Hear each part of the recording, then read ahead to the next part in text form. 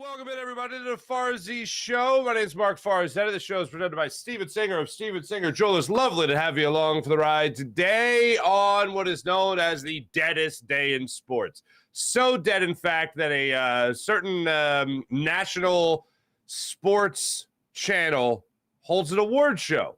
And this one happened to be hosted by Pat McAfee. Yeah, it's called the ESPYs. But anyway, they have a little award show because it's the deadest day in sports. Now, the union made sure it wasn't the most possible dead it could be because they had quite the game last night.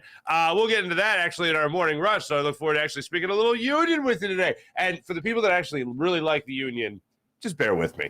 I don't know anybody. I know Jim Curtin, and yes, I'm happy he's extended. But I know they won. They won 2-0, right? 2-love? No, I'm just kidding. 2-0. And it was a chippy game, but we'll get into that. But yeah, we got a little conversation about James Harden. Should he stay or should he go? No, it's not even about that anymore. It's about what the hell is going on. And as I have said for weeks now, if you find yourself as a 76ers fan looking into the fray and thinking, what is this team doing? Just rest assured that the team doesn't even know what the team is doing. At least not yet when it comes to James Harden. He's either in or he's out. And there are conflicting reports about what exactly is going on with the 76ers and James Harden and the future held between the two of them as to whether or not they will be together going forward. So we'll talk about that. Well, let's talk about the Phillies. Hey, the Phillies are just a bunch of nice guys, right? That's all. That's the only reason they invited Juan Soto to happen to go out there and, fly back to Philadelphia with them. They're just nice guys. Hey, you want to ride back to Philly, Juan Soto? Come out here and ride back to Philadelphia, Juan Soto. You and your 1 year, $23 million contract that expires at the end of this year, which made you a very valuable trade commodity in the San Diego Padres. Yeah, we're just nice guys. Huh? Two things I saw in the baseball world that made my eyebrows raised yesterday.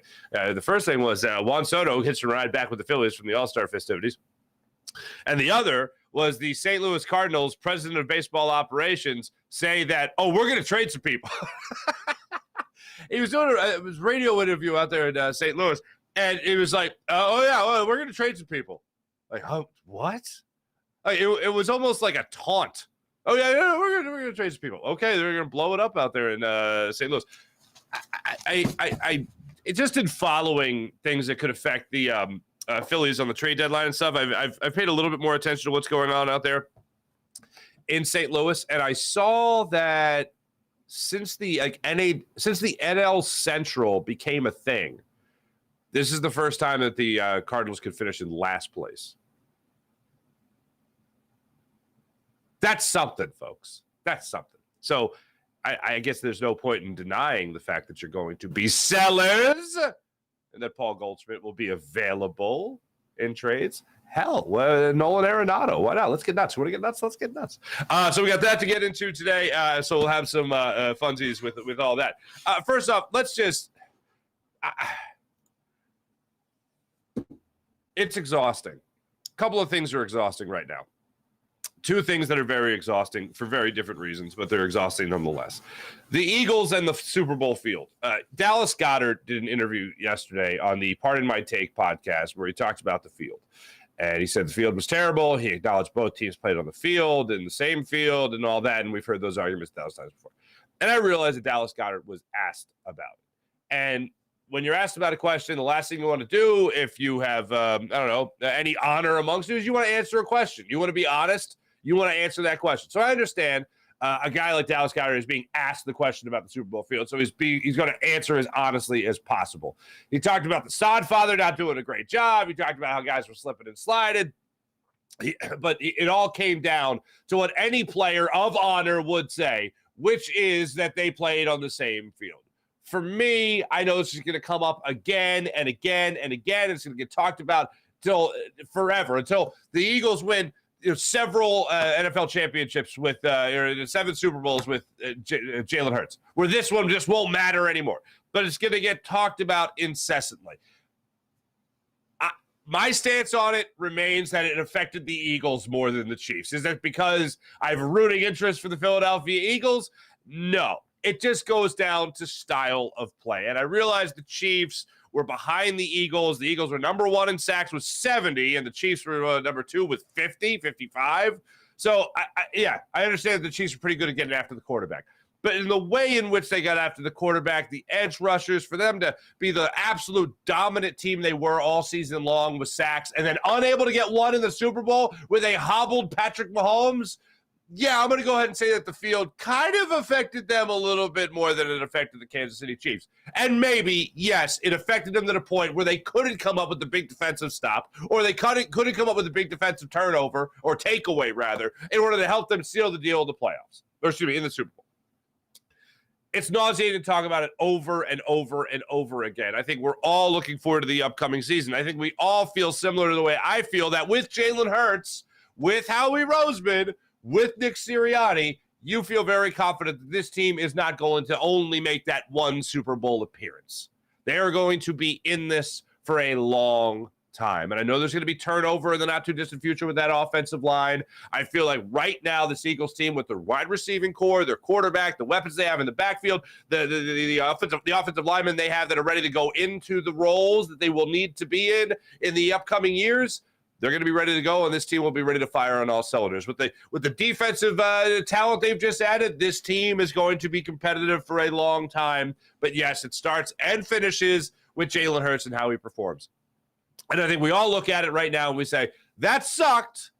We hated that Super Bowl and the way it turned out. But as of right now, going forward, looking into the future, it's very bright.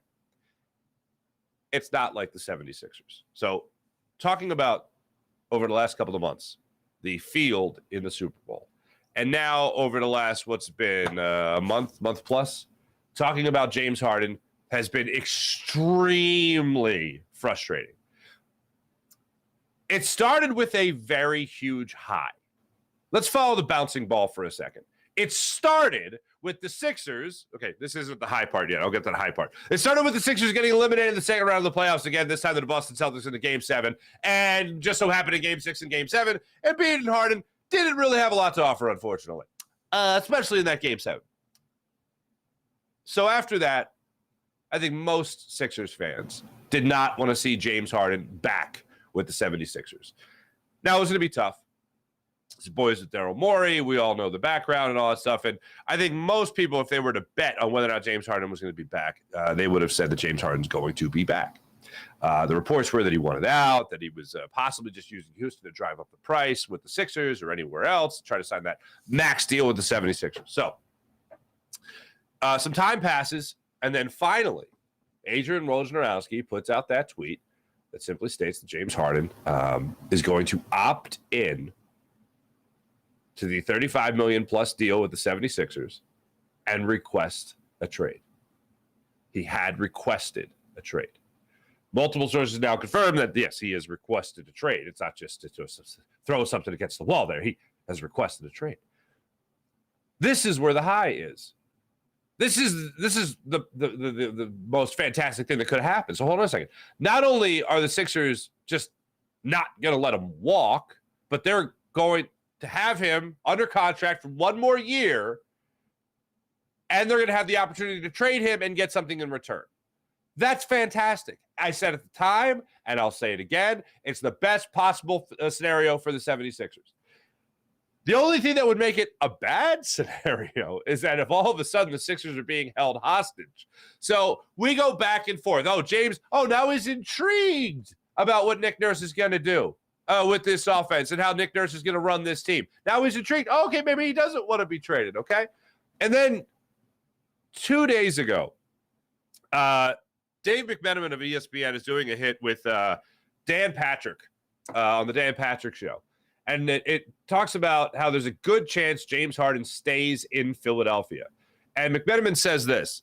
He says, quote, I was speaking to a bunch of folks about this Sunday evening. This past Sunday evening. The signals right now is that he will be back with the 76ers. As of right now, no momentum appearing on a deal with the Los Angeles Clippers. Okay, so we're at a standstill. All right. How about this?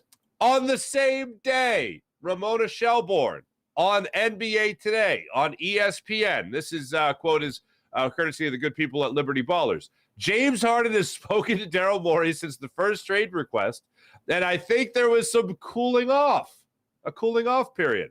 Okay, let's let this lie and see how things play out. They've spoken again, and he still reiterated he wants to be traded. Now, this is the interesting part. Now, this is not a demand. It's a request. And I think the Sixers have said, okay, we will try to trade you, but there is no hurry to do this. At this point, folks, I just want it to be, I know there's a long period of time here, but I just want there to be some definitive, I want there to be some definitive report. Or look, it's not going to come to the front from the front office. I'm not going to trust anything Daryl Morey is really going to say in an open forum, in a press conference or anything like that about what he wants to do in the not too distant future here with James Harden. I think the most true thing about this, the only thing that I really will believe is whenever Daryl Morey talks about playing the long game, because the proof is in the pudding with all that. The Ben Simmons trade is a perfect example of that. And also listening to Joe Cronin, the GM of the Portland Trailblazers, talk about how he is willing to play the long game as well. If it takes months, it takes months. And Dame Lillard could be a big piece in a James Harden trade. Not one for one, but if we're talking about Harden going to the Clippers, if we're talking about Philly, if we're possibly talking about Maxey going out, whatever it might be, this is going to take a long period of time. It's not going to go down today. It's not going to go down tomorrow. It's not going to go down anytime soon.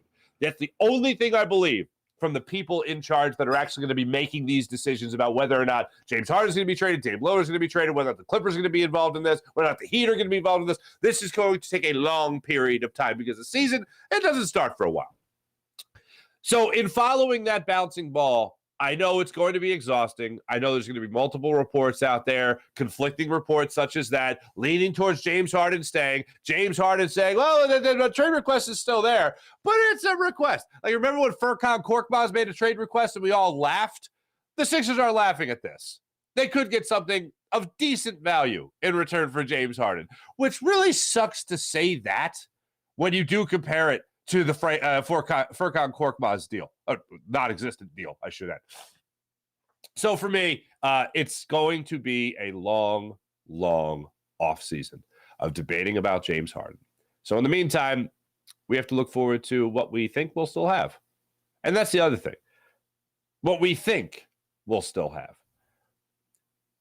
The longer this drags out, yes, it's the best possible strategy for the Sixers not to pounce on anything, to wait to see what's really available before push comes to shove, whether that's just Harden or Lillard or whatever it might be. So looking forward, it feels like this offseason is being held hostage by James Harden and whatever his decision is going to be about whether or not the Sixers are really going to be willing to trade him, and whether or not when they're willing to trade him, whether or not they're going to be able to pull off a trade to a team he wants to go to. Because right now, if it's just the Clippers or the Rockets,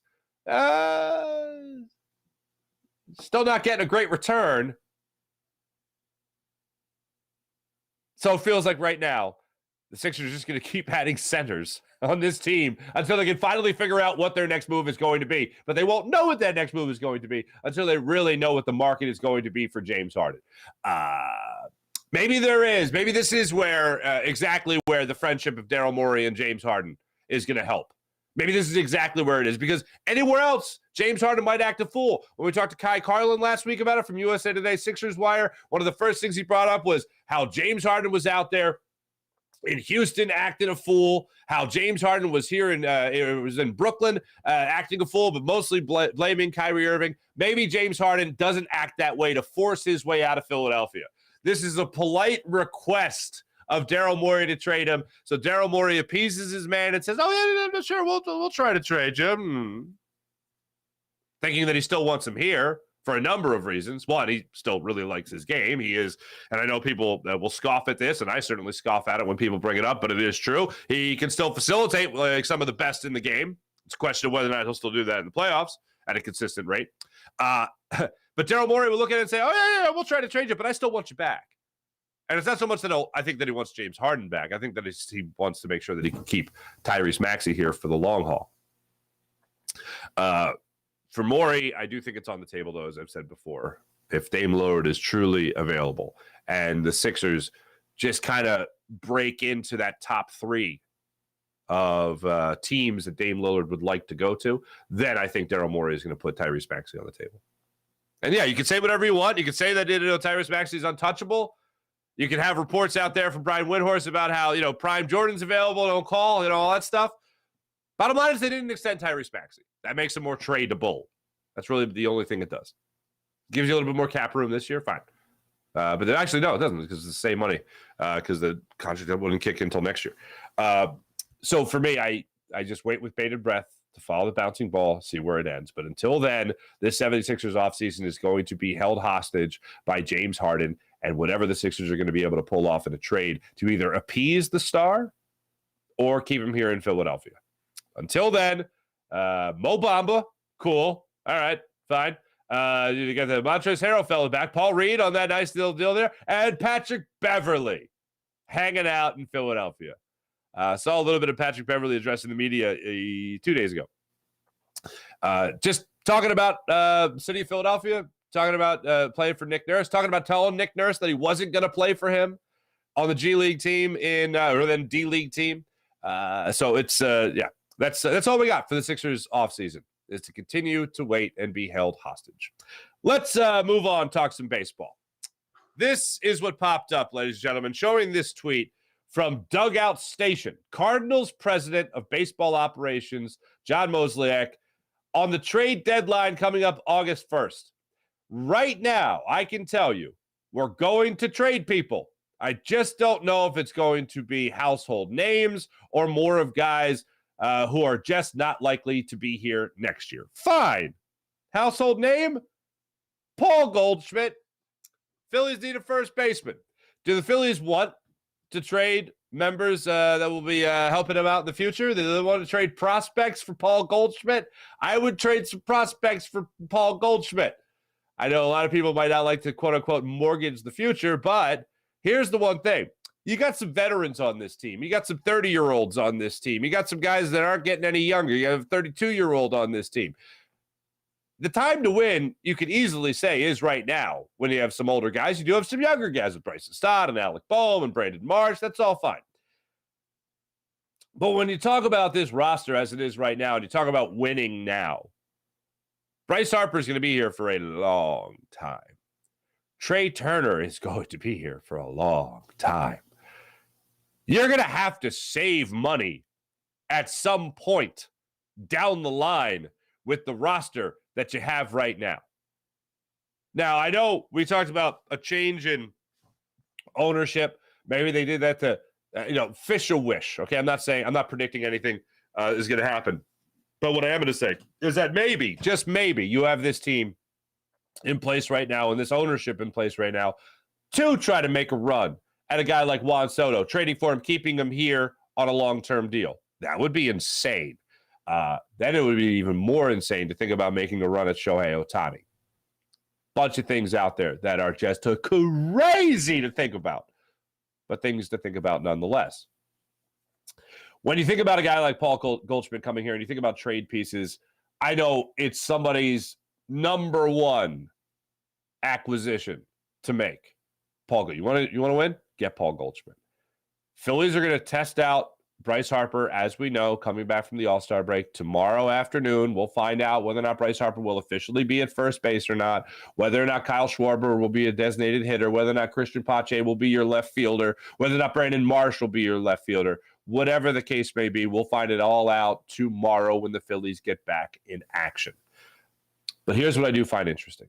If you do trade for Paul Goldschmidt, I do think that there is going to be a hefty price. I know there's conflicting reports out there, but the Cardinals right now, if they are going to finish in last place in the NL Central for the first time ever, then they're going to be looking to make sure that their future is well intact. They're going to be looking for talent at the minor league level, and the Phillies do not have a boatload of talent at that minor league level. And as I said, as time goes on and you're paying these big contracts, you're going to need to make sure that you're having guys that are in a similar Juan Soto level, where they're going to be trying to avoid arbitration. They're going to be taking a low price to play that position, or you're going to have control of them for the next 6 to 8 years before you really make something happen, barring a Scott Kingery type of contract where they're not going to be making a lot of money. So for me, that's what the Phillies have to be focused on right now. I think their lineup is stacked. I think defensively speaking, guys like Nick Castellanos have really come along. Alec Boehm has really come along defensively. I don't think we talked enough about how good Bryson Stott can play the second base position and also be there to play shortstop in a pinch. So I think that's all great.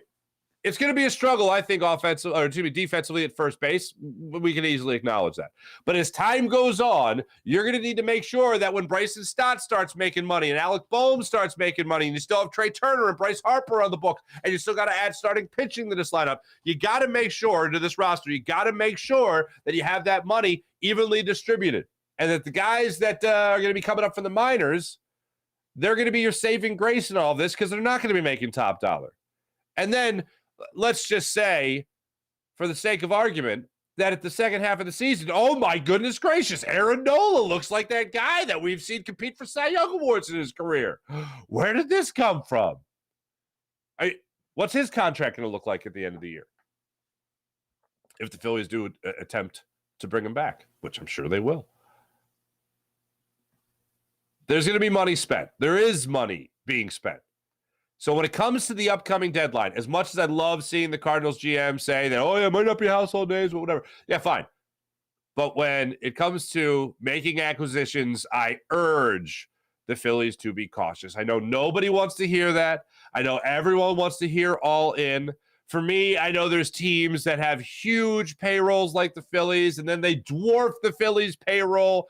Teams like the Mets, for instance, where they $100 million over what the Phillies are at. Yeah. The Phillies are pretty all in. And I've said it many times before, there's a much better brand of baseball from Trey Turner. We're going to see that brand of baseball, I think, in this second half of the season.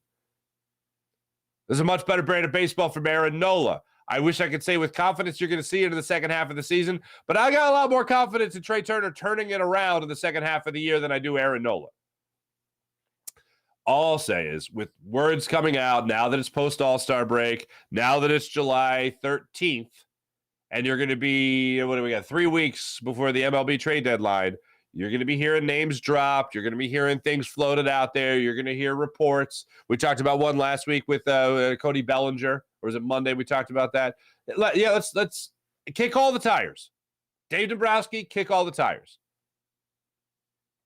Well, when it comes to pulling that trigger, when it comes to making a deal go through, I do have to think about the future when it comes to this Phillies team. Because, look, you do have a team that can win now. They were 2 wins away from winning the World Series last year with a very similar lineup. The biggest difference, obviously, is Rhys Hoskins not being at first base. Also, you can talk about the rotation, Zach Wheeler and Aaron Nola, underachieving to this point this season. We can certainly say that. But as far as the lineup goes, oh, yeah. They missed 30 home runs from Rhys Hoskins. They missed the power of Bryce Harper as well. So all I'll say is over the next 3 weeks, when you're really trying to break it down over what this trade deadline can be and what it can mean for the Phillies and making them improve and whether or not Juan Soto, who did hop that flight back to Philadelphia with the Phillies, because the Padres are playing the Phils to open up the next season, second half of the season. If there was some flirtation going on there, I'll hardly ever say this because I'm a win now type of guy, but you're pretty set with some guys over the long term. You're really, and more so than ever, you're going to need to make sure that you have guys coming up through the farm system that are also going to be able to help you win now. Whether that's Andrew Painter, whoever it might be at the minor league level. Coming up to help you, you're going to need them at a price. A nice big fat price. By the way, I did mention Scott Kingery. So Scott Kingery signed that, what was it, a 6-year, $25 million deal, and then there was like 3 club options at $9 million per. And he did it before ever playing in a major league game. He's still with Lehigh Valley right now. I would love to see Scott Kingery come up and play at the major league level. I'd love to see him get another chance. Loved him as a minor league player. I love that the Phillies signed him when they did. And then I think the Phillies look, a lot of the onus goes to the player. I'm not ignoring that. But when you think about what's outside the obvious, I think he's just a player that got messed up in terms of, oh, you're a great second baseman? Go play center. I'm sorry, what? Go play center field. Okay. And then I think COVID rocked him a little bit more. He had injuries as well. So I hope that one day we can watch him again at the major league level on a consistent basis. But they did the Lehigh Valley Iron Pigs did a funny thing, like who on your team would you most want to be? And everybody chose Scott Kingery. Everybody chose Scott Kingery. Bailey Falter, there's a name for you. He was with the Lehigh Valley Iron Pigs, and he was asked about it. He said, Scott Kingery. Because Scott Kingery is the only guy up there that signed like the $1 million deal at the major league level. And Scott Kingery, the interviewer, was like, Scott, everyone wants to be you. And he's like, I'm sure it's because of my hair. It's because of my hair, right? And I'm like, at least the man's got a sense of humor. At least the man's got a sense of humor. Yes, ladies and gentlemen, the ESPYs were yesterday. Everybody makes fun of the ESPYs. Everybody says what a stupid thing it is. I think it's a great play by ESPN. I remember back in the day, we used to do the overnight scoreboard on WIP. It was like the top of the hour update was like news stories and all that stuff, and then a couple of scores, and then the overnight scoreboard was just the scoreboard. And on this day, it was no scores report. Maybe at the time would go on, the Union played, you throw in the Union score, right? But that'd pretty much be it. So ESPN doing this is a great idea because it just gets sports people in the room saying things on your network. And on ABC last night. I noticed that because my Action News was delayed. I don't like when my Action News is delayed. But what I didn't realize was that Pat McAfee, who I love as a personality, hosted the awards. Kevin Hart was supposed to host the ESPYs last night. Philadelphia's own Kevin Hart. Kevin Hart opted out of hosting the ESPYs last night because of the writer's strike in Hollywood, which I do respect. Good for him. So Pat McAfee, out of nowhere, with sleeves, actually wearing a tuxedo blazer, goes out and hosts the award last night. I watched his opening monologue. Thought it was funny. I thought anytime he called out Skip Bayless and then in turn called Travis Kelce and Patrick Mahomes a-holes, I find that funny. And the tie-in he had was, if you remember the story, the guy that dressed up for the Kansas City Chiefs games in a gorilla outfit and was also going around to rob banks. He reminded Patrick Mahomes and Travis Kelce, the next time you take the field, just realize bank tellers are being held up so that people can watch you. And I thought that was a funny tie-in that the two of them did have a chuckle over. Kansas City Chiefs, best team, whatever, SB, fine. But Pat McAfee hosted last night. I thought he did a great job. I thought he did a funny. I still wish, rest in peace, Norm Macdonald. I think he's the best ever. But anyway, the ESPYs did go down last night. Philadelphia really didn't get anything out of it, unfortunately, other than maybe some ha-has from Pat McAfee.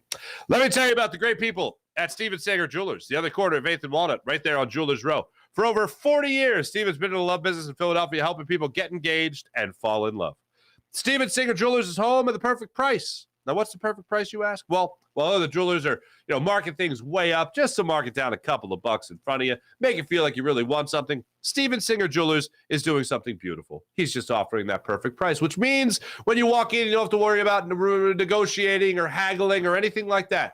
It's pressure-free sales. You get treated like a real family member at Steven Sanger Jewelers. So do what I do. Go to the other corner of 8th and Walnut. Steven Sanger Jewelers. One place, one price. Home of the perfect price. Online at IHateStevenSinger.com. That's IHateStevenSinger.com. Let me tell you about the people at Manscaped, the leader in below-the-waist grooming. Join 4 million men worldwide who trust Manscaped with their skin-safe technology that helps you reduce the risk of nicks so you can manscape with confidence and comfort. You'll love their Platinum Package 4.0, which is their best hygiene bundle yet. It includes their Lawnmower 4.0 trimmer as well as their Weed Whacker ear and nose hair trimmer. And yes, they come with skin-safe technology. So check out Manscaped at manscaped.com, the leader in below-the-waist grooming. How about Freestone Farm CBD? You like CBD? You use CBD? How about Freestone Farm CBD at freestonefarmcbd.com? You'll love their tropical tasting Bayox that clocks in at a chart-topping 24.1%, and Super CBD, which is half Hindu, Kush, and 21%. Genetics of these guys are off the charts. So try Freestone Farm CBD at freestonefarmcbd.com. It's fantastic. How about PHL Sports Station, Philadelphia Sports Station, enhancing your Philadelphia sports fan experience across all social media and blogs? That's phlsportstation.com. Let's get into the chat check, as my chat checking computer just wants to be mean and restart all of a sudden. So that's not cool. What's the deal with that? Don't like that. As I look down, pull it up on the old phone. There we go. Are we in business yet? We're in business, ladies and gentlemen. Let's see. All right, hopping over to the chat check now. Here we go. Live. We're live, baby. Let's see here. Mike Fuji, what's going on? Good morning, Mark. What's up, good peeps?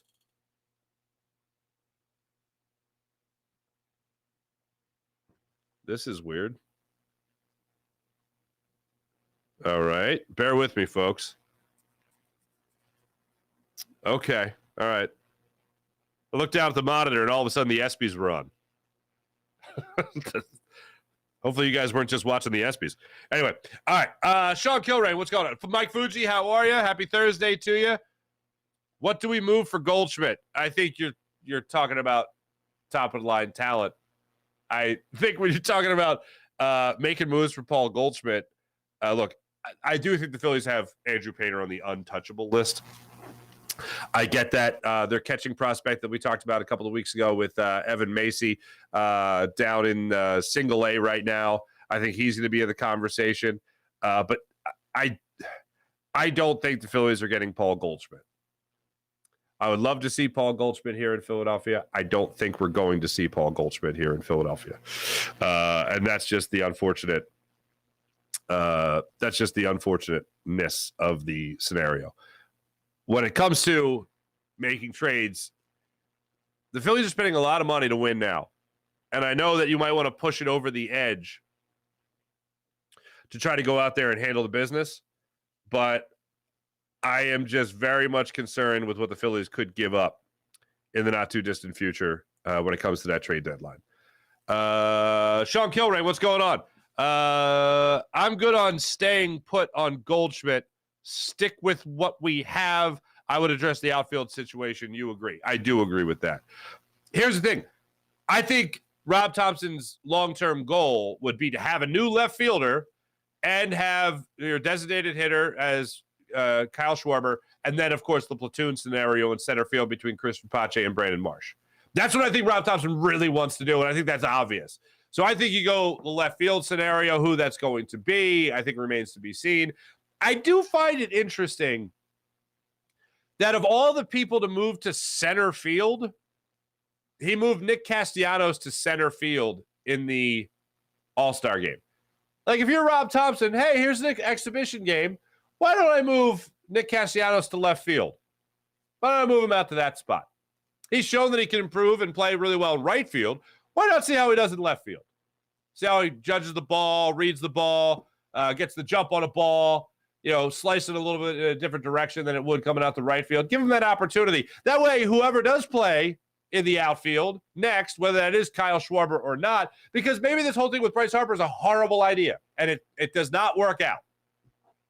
Now, I find it hard to bet against Bryce Harper, but let's just say it's terrible. It's an awful idea. And let's also say that you have another opportunity to maybe get a really good defensive third baseman. Or let's say you have an opportunity to get Alec Boehm there at first base permanently. If all that goes down, then Bryce Harper is still going to be your designated hitter. So I would get Nick Castellanos. He's played left field very briefly or very limited in his career. But why not get him back out there and get his feet wet a little bit? Because he's not going to play center field. Anyway, I do agree with you, Sean. I think they go in the outfield position. White Sox having a sale as well. Lance Lynn would be nice. Excited to see the LeBron flop James come back for his 21st, said no one. Sean Coney, that's funny. April, I'll never think of the ESPYs and not think of Jimmy V and Stuart Scott speeches. April, I know I've said this before, but there are times, man, you can be having like a bad day or just a day where you feel like you're in a funk, right? Can't get out of it, rainy day, right? Personally. And which are few and far between. I'm lucky in that I'm pretty much a happy-go-lucky guy, but there are days where I just put on Jimmy V's speech. I'll just watch it. I'll just sit there and watch it and absorb it again and listen to this guy who literally in his speech said, I got tumors all over my body and I got to worry about something like phenomenal, that thing. But yeah, it's beautiful. And one of the things I do love about the ESPYs is that it brings that speech up throughout the year. When it talks about the Jimmy V Foundation, and by the way, prayers up and good vibes to Dick Vitale, went through surgery again. He, of course, was right there on the stage with Jimmy V while he was making that speech. And one of the things I really take away from Stuart Scott and his speech, and look, I think everyone knows someone that is going through cancer or has gone through cancer. Stuart Scott talked about what it means to win your battle with cancer and how to beat cancer. And he said it's not determined by living or dying. It's determined by how you live with it every day. And I thought that was the most beautiful thing you could say about it. And then asking his daughter to come up and give him a hug because he needed one was beautiful as well. But those are, look, everyone will rip on the ESPYs and talk about, but some really poignant and beautiful things have come out of it. And also some hilarious things. I mentioned Norm Macdonald a minute ago. There's some great moments that come from it. They're absolutely great, beautiful moments that come out. You can argue the significance of the awards, fine, whatever. But I'm just talking about an event on the deadest day in sports. So, yeah, I think it's beautiful. But, April, I'm with you 100%. Sean Gillespie.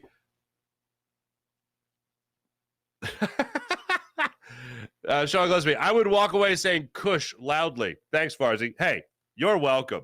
You are welcome. Oh, now we got the double thing going on here. Oh, look at this. The chat check is alive and well on Jacob Media. What's going on? John Lamp Jr. Go Birds on the road to victory. John, I concur. Eagles backup quarterback this year? Question mark, says 76er. Marcus Mariota.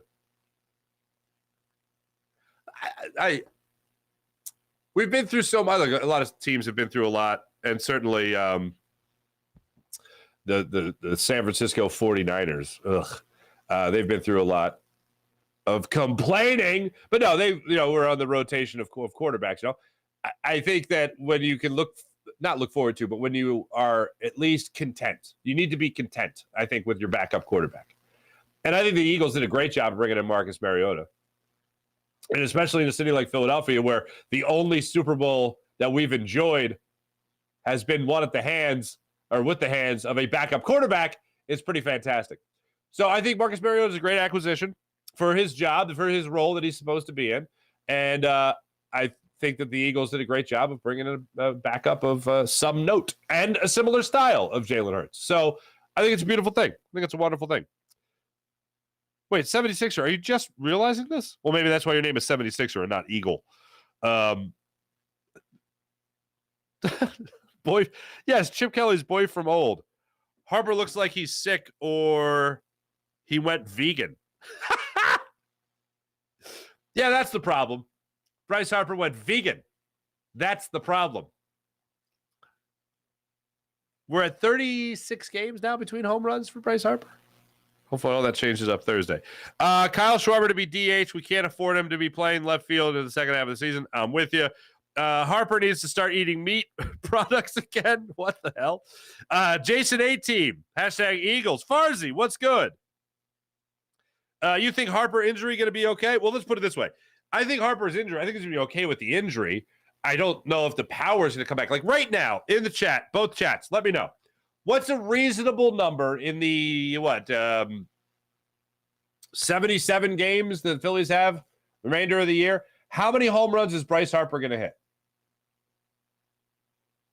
He's got 3. How many home runs is he going to hit in the second half of the season? I'll set the number at 7. Is Bryce 7.5? Is Bryce Harper going to hit the over on that? Or the under. So that means he would finish. He's got 3 now. He would finish with more than 10 home runs, or he finishes with fewer than 10 home runs. On the year, how many home runs? Now, look, it's Bryce Harper. He could hit 7 home runs in a month. He could go for a tear in the month of August. He could go for a tear coming back from the All-Star break. Then he could maybe start to get a little weaker as the season goes on. So what is your prediction for Bryce Harper home runs? What's a fair number? I'll say 10.5 for the season. for the season, the 3 that he has now, and then 10 and a half, and then 7 more. What do you think is a fair number? Will Bryce Harper hit more than 10 home runs this year? The 3 he already has, and for the rest of the season. Over or under? You tell me. But as far as the batting average goes, as far as what he does, he keeps getting on base. He keeps the batting average up. He keeps hitting with runners in scoring position. Then I think you got to worry about somebody else stepping up. Not that you pass the baton, but I think you have to worry about a guy like Trey Turner getting on base more. You have to worry about Trey Turner hitting for doubles more. You have to worry about a guy like Alec Boehm hopefully hitting home runs like we thought he was at the start of the year. You got to start thinking about other guys stepping up and not Bryce Harper, because I think you're going to get what you got from Bryce Harper. I would love to say that he's going to go on a tear and he's going to end up for the season hitting 15 or 20 home runs. I'd love to say, I'd love for that to be true. I'd love for him to hit a couple of home runs with the rest of July, go on a tear with like a 7 home runs in the month of August, and then hit like 5 more in the month of September. But I just can't say that with any confidence because we haven't seen it. 36, 37 games without a home run, that's a lot. His previous longest drought with the Phillies was like 27 games. 36, 37 and counting? That's not good. That's not good at all. And I do think, similar to what I said before the All-Star break, it's going to be tough for the Phillies to really solidify themselves by the end of the year as a playoff team without Bryce Harper hitting the long ball. So if Bryce Harper's not going to hit the long ball, who's going to go on a tear for this club? Is it going to be Alec Boehm? Is it going to be Nick Castellanos when it comes to home run numbers? Is it Kyle Schwarber stepping in, getting on base more, hitting more home runs, getting on pace to hit closer to 45 or 50 home runs on the season? Who's going to be the next man up? When it comes to power, when it comes to instant offense, who's going to be the next man up? Christian Pache, now that he's back, and going to be batting left-handed pitchers? Who's it going to be? Maybe Edmundo Sosa. After that home run he hit against the Marlins, maybe he's going to go on fire. I don't know. JT Realmuto, maybe. I got my fingers crossed. That's what I'm hoping for. Sean, you're the first. Sean Gillespie, 10 home runs for Bryce Harper. Whoa, Sean Kilrain, 23. All right, holy pots and pans. Let's hope you're right. Jason 18, 34. All right, now you're just kidding me. You feel like 10 isn't that high. Well, when you've hit 3, when you've hit 3 home runs, and what do we got, 2 months? That's not good. And you're also talking about a guy coming back from Tommy John surgery. At record pace, by the way. So I have my concerns about Bryce Harper. So where else does it go? I don't know. April, let's see, 19 home runs for Bryce. And she thinks Boehm is going to step up. I hope that's the case. Let's look at this for a second here, okay? Let me break down the advanced stats with Bryce Harper, because it is. I mean, without question. Wow, the first thing that comes up, Bryce Harper's hair. What the hell? That's not a good sign for power. Tell you that much there, folks. All right, Bryce Harper, 160 days, Tommy John surgery. Why is Google not my automatic come on, ridiculous. All right. So this is going to be scary.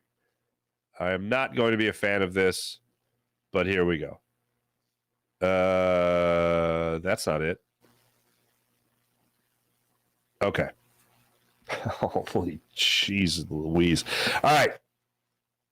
Bryce Harper's home run to at-bat ratio. All right. Ready for this? Let's look at the years of the Phillies. From 2019 on.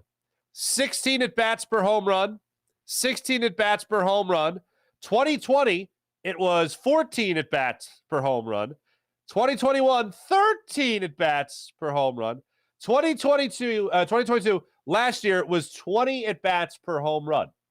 So for every 20 at-bats, he had 1 home run, okay? This year, Bryce Harper. Want to take a wild and Willie? PJ, I'm looking at you. 70. I mean, that should not be shocking because, look, 3 home runs. But 70 at-bats per home run. That's not a good pace. He's got 3 right now. And I would look, my hope of hopes is that a week off for Bryce Harper is, and more because he got hit in the elbow, right? The same elbow, by the way. So hopefully that's like it. You know what that elbow, you know what getting hit in the elbow did for me? It made me go, well, yeah, he's going to need a week. And then hopefully he doesn't have to come back from that. So Bryce Harper right now, at the situation that he's in, at the pace that he's at, that's not good. A home run every 70 at-bats is the average. That's so terrible. But looking at Bryce Harper as he is right now, I can't say with any amount of confidence that he's going to finish the season with more than 10 home runs. Now, maybe he comes back. Maybe he does in his first 2 weeks. Maybe he hits 3 home runs, and now all of a sudden it's 6, and there's a little bit of hope. But I feel like even if he goes on that tear, can he keep up that pace? Can he be more of a consistent power threat for you? That's why right now with Bryce Harper, I'm looking at a guy who's hitting 290. I'm looking at a guy with a 386 on-base percentage, 400 slugging percentage, OPS is 786. Keep all that up. Keep riding that. Make yourself a serviceable first baseman, and then hopefully you bring another bat in there that can have some pop to it in a corner outfield spot. Kyle Schwarber becomes your designated hitter. All he's got to do is concentrate on hitting long balls, and maybe you do shake up the lineup a little bit, and you have Kyle Schwarber batting as your cleanup hitter. Maybe you have him batting as your 5-hole hitter. For me, I've said before, Stott, Turner, Harper, Castellanos, Kyle Schwarber. That's the situation I put the Phillies in when it comes to their lineup coming out of the break. But as far as this Phillies team goes right now, they are going to need somebody else to step up. I love that. I love the fact that based on last year's numbers, Nick Castellanos has already matched his season high from last year at 13. So that's a great thing to see. Alec Boehm, definitely want to see the power numbers jump up for him. He's at 9 home runs this season. Brandon Marsh has 7. Bryson Stott has 7. Trey Turner has 10. Real Muto has 10. Like, somebody here has got to go on a tear. If it's Kyle Schwarber, great. If he continues to give you a home run at a 40-plus home run pace, that's great. But somebody else is going to have to do it too. If Bryce Harper's not doing it, you had Kyle Schwarber last year hitting the long ball for you throughout the entire season. Then you got to have a guy like Bryce Harper do it. He ain't going to do it. So is it going to be Boehm? Is it going to be Real Muto? Who's next up? Is it going to be whoever they trade for at the trade deadline? These are all the questions that we're kicking around. Anybody else want to take her on this? Jason A says to go 14 home runs. All right, 14 home runs for the year. Any other takers? Ooh, Sean Kilrain. I see Stott surprisingly hitting the long ball.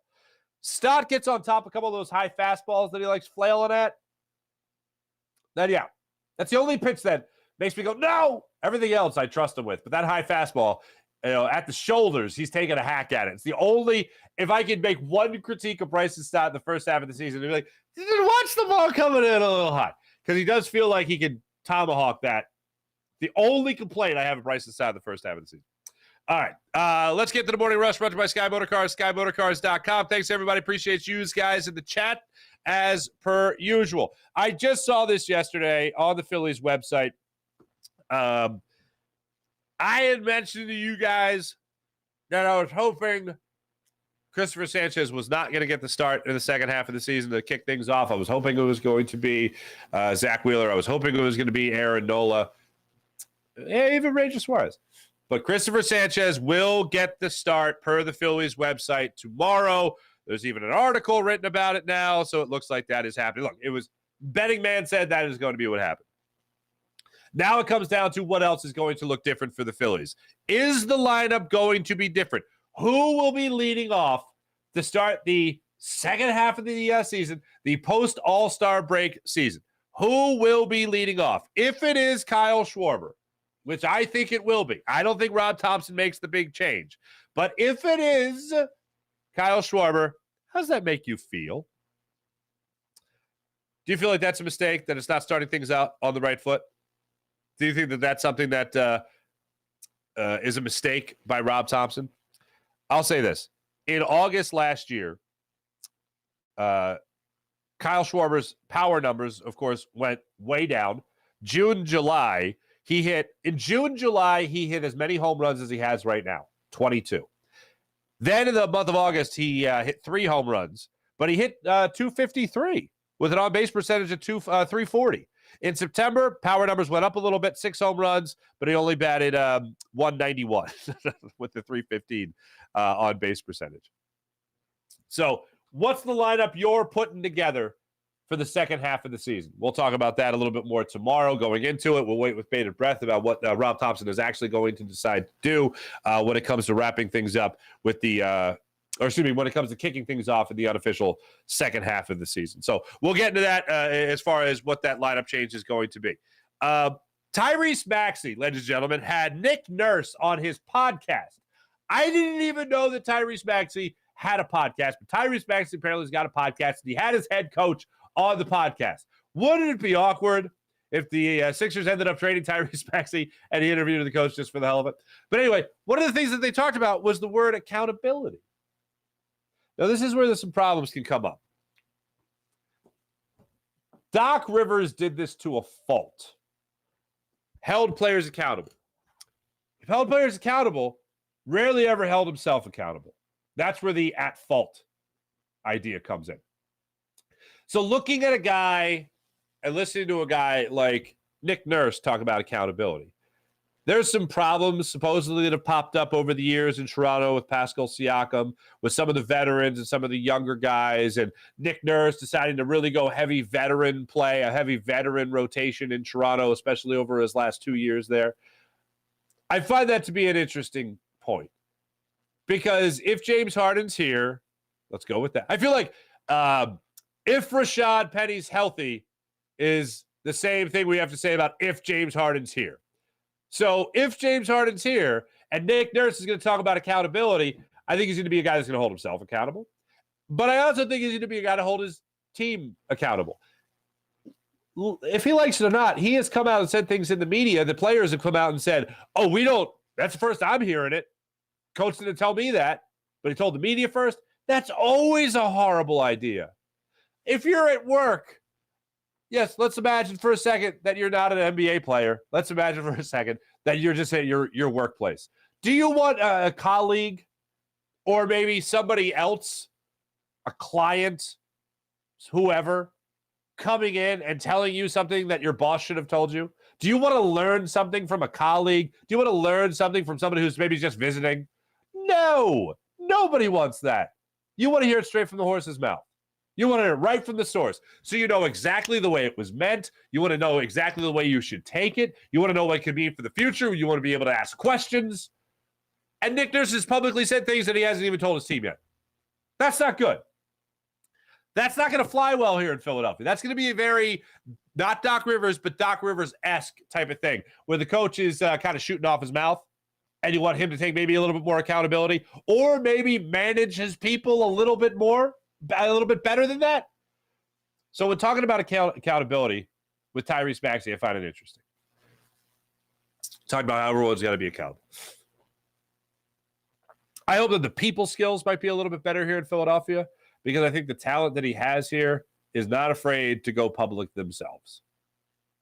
Whether that's James Harden behind the scenes, or that's Joel Embiid publicly. Let's live in a world for a second here where we talk about accountability, all right? And let's live in a world for a second here where we'll fast forward to this hypothetical. You're a couple of months into the season. James Harden's been traded, or Tyrese Maxey's been traded. Things are not going the way that maybe Joel Embiid would want. In another year in Philadelphia that looks like it could add to disappointment. Maybe Dame Lillard's here and everything's going great. Maybe Harden's not here and Tyrese Maxey is, and he's taking that huge leap forward and everything looks fantastic. But Joel Embiid's looking a little sluggish.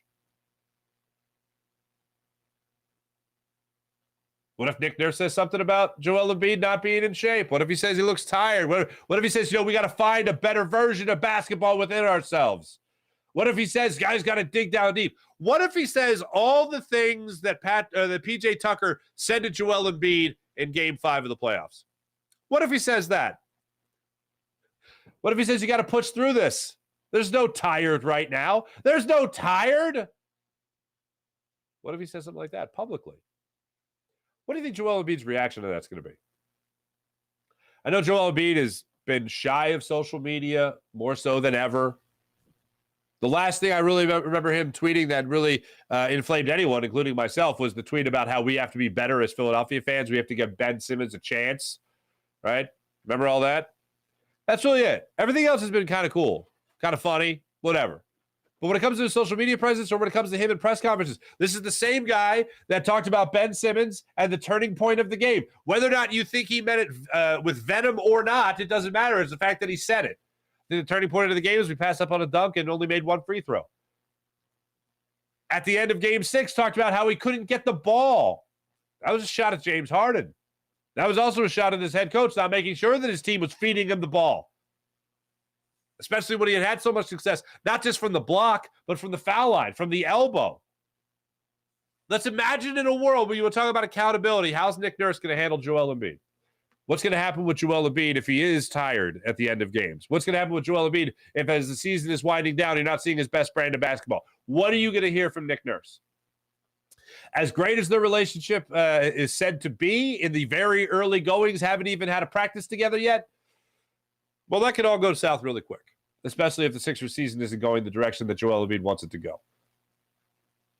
Accountability is a big thing. It's a great word. We love it in Philadelphia.